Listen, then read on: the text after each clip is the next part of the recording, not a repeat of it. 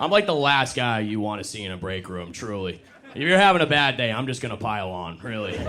Good part about being a sub, though, for the most part, your job is just throwing on a movie and then watching the first half of that movie 6 times in a row during the day. By the time you get to 7th period, you're like, look, kids, we're starting Mulan from the middle, okay?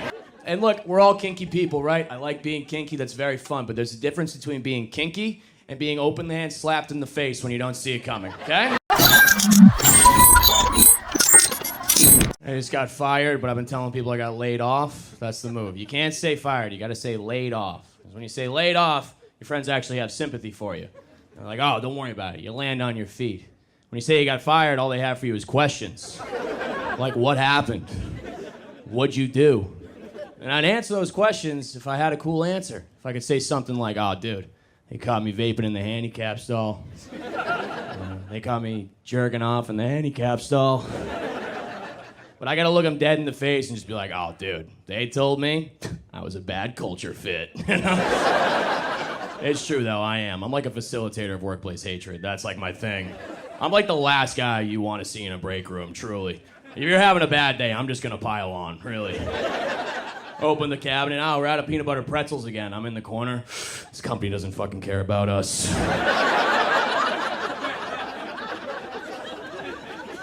Look, I can't be the only person that actively roots against their company to fail, right? Look, paycheck is nice and all, but wouldn't you just like to see it all burn? It's a startup. Who would miss it, right? And I had to check out my resume for the first time in a while. You ever look at an old resume and just marvel at the lies? Bold, italics, lies. It's all. I had a line in there that said, entrepreneur. Like, yeah, I used to sell Adderall. Like, what do we... And I don't feel bad talking about that either, because I don't think you can overdose on Adderall. Like, I don't know if that's true or not, but I'm not like a doctor or a reliable guy. I've just never seen an episode of CSI where they walk into a dead guy's place like, must have been an extended release. Oh, this guy's chores are done.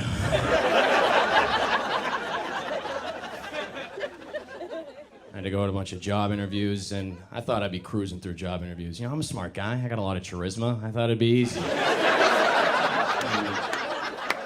Most of the job interviews are online, though, so what happens is, you forget about them. You're farting around the computer, you're watching a hockey fight compilation, and a Zoom window pops up. You're like, oh, here we go. All right. And, you could skate on charisma for, like, most of the small talk, but... Then they start to really hammer you with the tough questions. They'll go, Alec, can you name a time in your life when you faced adversity? You ever been so unprepared it comes off as white privilege? I'm like, adversity!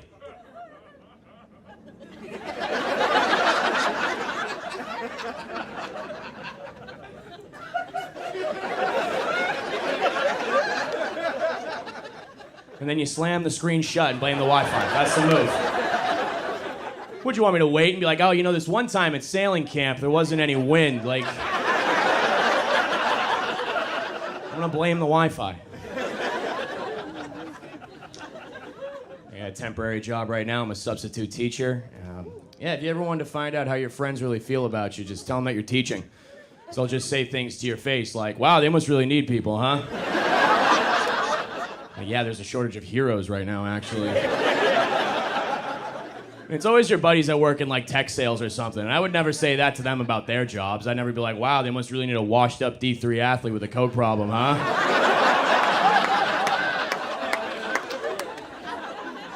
I'm doing my best for these kids, okay? I'm trying. I'm an educator. It is tough. I did a whole lesson on apostrophes the other day. I think it was all wrong. I think the whole thing was wrong. They're asking me, like, how do I know if it's possessive? I'll sound it out. I don't know. Good part about being a sub, though, for the most part, your job is just throwing on a movie and then watching the first half of that movie 6 times in a row during the day. By the time you get to 7th period, you're like, look, kids, we're starting Mulan from the middle, okay? I gotta find out this bitch defeats the Huns. I'm losing my mind. And I don't like that word sub either. I think that's very demeaning to me, okay? In my classroom, I am not a sub. I am the dom, all right?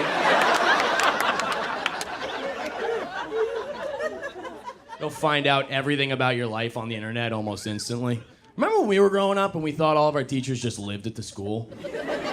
Now I'll be in the middle of a lesson, some kid will pull up his phone and just be like, damn, mister, you live in a bad part of town. I had some kid comment on a comedy promo of me and he just said, your ass. I was like, Eric, this needs an apostrophe, dude. Come on.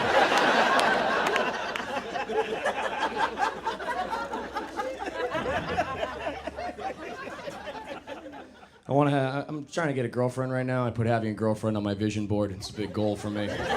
Don't laugh at that. I don't know. Look, everyone's got a girlfriend now. Even like the weird friend in my group, he's got a girlfriend, and she's way out of his league, like suspiciously out of his league. But she says it's because he has big golden retriever energy. You heard that? Big golden retriever energy? I don't know. I think it's kind of cute. It's cute. It's fun. Like, I'm gonna start saying that. Big golden retriever energy. We were all calling it mild autism, so. Like, have you met Dave? He's a biter. It's just dating as a whole, I'm feeling very hetero-pessimistic about it. I'm a straight guy. Any other straighties? Straighties? Woo! Trying to make that into a like we see each other. It's not really catching on. I'm working on it. I'm not a trendsetter. I just do my best. I don't know. I just as a whole, like as for a straightie, you know, it's as a guy, it feels like I'm always just giving dating advice I didn't ask for, especially on social media. On my feed, it'll just be beautiful women with their phones in front of their face saying things like, hey guys, here's the 13 things you do that give girls the ick. Number 1, existing. Number 2, ankle socks. I'm like, all right, should I go to Kohl's or kill myself? What's the move? I'll do both. I'll try. The sad part is, though, the flip side of that coin is the alpha male content. The guys with the aviators smoking the cigars being like, how value men are bred to be hunters. Are you ready to hunt for your prey? It's like, no, dude, I'm gonna make like pizza rolls or something. I hate all that alpha male content, dude. It's very toxic. And especially it sucks when your friends do it. Like I had a buddy, he posted an Instagram that said, when she broke up with you, she made a bet on your future. Make sure she loses that bet. I'm like, are you about to shoot up a casino? What are you talking about? It's sad because I wish my boys could just feel comfortable enough to talk to me. Like, I've been going to therapy for like a month, okay? I'm an emotional intelligence brown belt at this point, all right? I got moves, dude. You want to kill yourself? Have you tried going for a walk, my man? What about breathing, huh? I could use those tips, though. I'm not great. I had a girl over my place the other night for a movie night, and I picked out the movie. About halfway through, she starts kissing my neck a little bit. You know, hand starts going around my belt, so I press pause, and I'm like, hey, what's up? You don't like the movie? What's going on?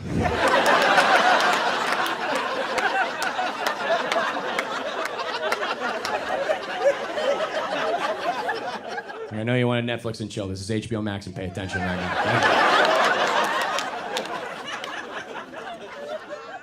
And like, I get it. She wants to get into it on the first date. It's very fun and all, but I'm going slow in this hookup culture now because I've noticed that although we're more likely to hook up on the first date, these hookups are turning into things that are a little bit more physical than for my liking. Like, I'm a kinky guy. I get it, okay? But it's a little bit different when we have a couple margaritas, you come back to my place, and there's a lot of slapping, spitting, choking, pulling, grabbing, things of that. I'm going on these Hinge dates. I'm ending up in cage fights. Is this happening to people? I'm wearing a condom and a mouth guard. I'm not having fun anymore. I'm kidding. I'm just wearing a mouth guard. Come on, Ryan. Ah, come on, give me that. He doesn't want any part of it, but play along. And look, we're all kinky people, right? I like being kinky. That's very fun. But there's a difference between being kinky and being open hand slapped in the face when you don't see it coming, okay? She's riding you cowgirl and just whack! You like that? I'm like, yeah, that was hot. Give me a second, my eyes are coming.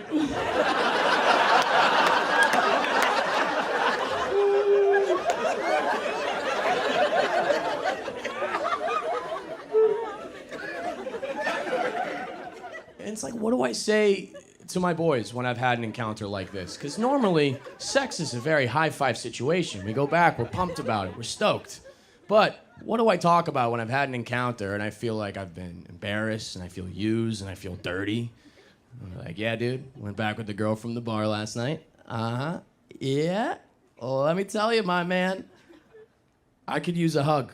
All right, guys, that's been my time. Thank you very much.